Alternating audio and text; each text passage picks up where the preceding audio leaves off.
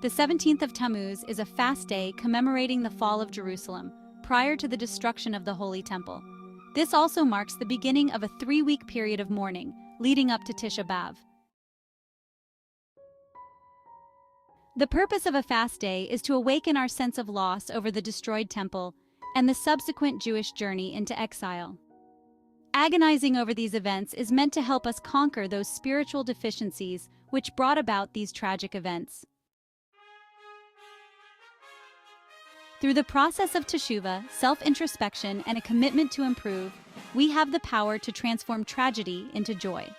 In fact, the Talmud says that after the future redemption of Israel and the rebuilding of the temple, these fast days will be rededicated as days of rejoicing and festivity.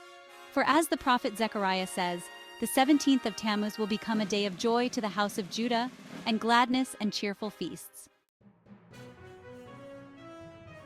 What happened on the 17th of Tammuz?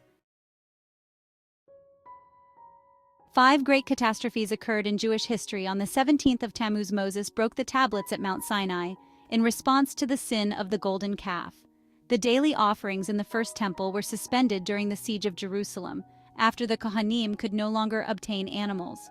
Jerusalem's walls were breached prior to the destruction of the Second Temple in 70 CE. Prior to the Great Revolt, the Roman general Apostamos burned a Torah scroll, setting a precedent for the horrifying burning of Jewish books throughout the centuries.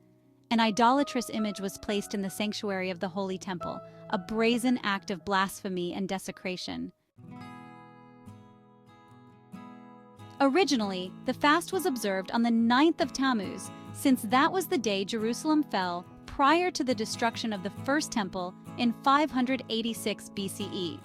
However, after Jerusalem fell on the 17th of Tammuz, prior to the destruction of the Second Temple, the sages decided upon a combined observance for both tragedies, the 17th of Tammuz.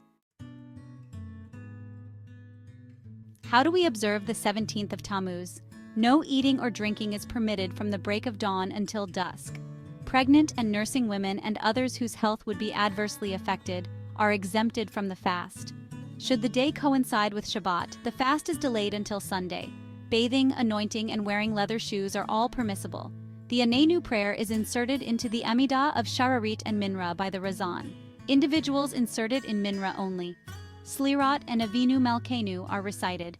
Exodus 32:11, in which the 13 attributes of mercy are mentioned, is read at both the morning and afternoon services.